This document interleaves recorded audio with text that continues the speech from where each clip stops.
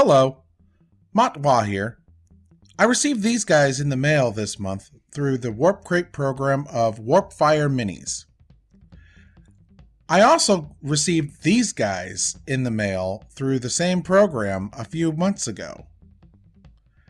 And I figured, why not turn the old 2001 sprues into the new Gauss Flayers? Let me show you how. Alrighty then, let's start the process by clipping these Necrons off of the sprues. These sprues are from all the way back in 2001. And no, I'm not talking about A Space Odyssey. These are definitely 20-year-old sprues, and they really show their age here. And as you can see, I'm just clipping them willy-nilly because back in those days, you could get away with doing that. Because there wasn't an order as to how you were supposed to put them together. Unlike the new Necron sprues, in fact, most of the new GW stuff, you needed to keep them in, or put them together in a particular order. I mean, it makes for some better dynamic poses, whereas these are just going to be very generic in nature.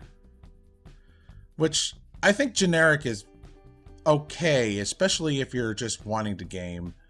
But for someone like me, I like the artistic poses of the newer GW models.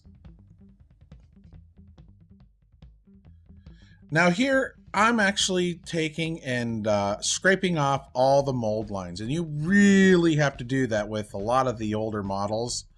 Mostly because of mold slippage.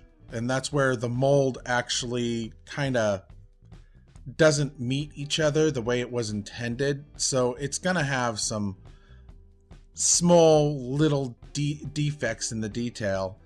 I mean, Games Workshop is usually pretty good about it. Especially nowadays. Now here, I'm starting to glue everything together, just like you're supposed to. I mean, it's pretty straightforward as opposed to how the new minis actually put together. I mean, it's less of a headache and a nightmare. Oh, I just love the simplicity of it all. And yeah, this one already shows that there's actually some clipping off. That came off the sprue like that. Now here you're gonna see it's gonna be glued to my finger, and I'm like, no, don't do that. God, I just love plastic glue. Oh, right here is a good thing or tool in your toolbox that you need to take and figure out, or at least look into. It's called sprue glue, or sprue goo. You basically take a bunch of sprues that you've clipped everything off of it, and then clip them into tiny little pieces and throw them into your Tamiya extra thin and melt them together. Oh, here I'm actually taking the tops off of all of the or the tips off of all the old Necrons Gauss Flayers, and then I'm taking the barrels off of the new Gauss Flayers, because I'm going to be replacing those old Necron Gauss Flayers tips with the new Necron Gauss Flayer barrels, so that way they mix and match better with the original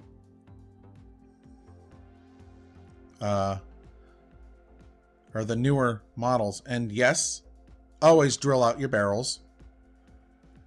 I mean, even with the Tau carbine rifles, you can actually drill out the barrels using the tip of your X-Acto blade.